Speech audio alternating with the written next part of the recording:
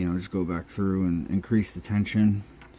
So just to try to single pin pick it, I'm gonna use kind of heavy tension, something at a 1, nothing on 2.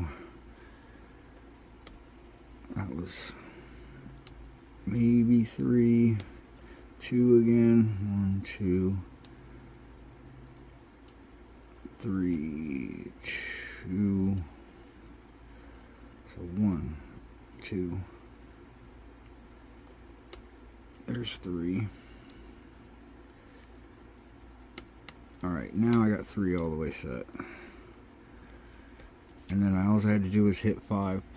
You don't even have to open, or hit number 6 to open it, and number 6 is supposed to be a really high set pin, so I think the driver is just sitting down in the core.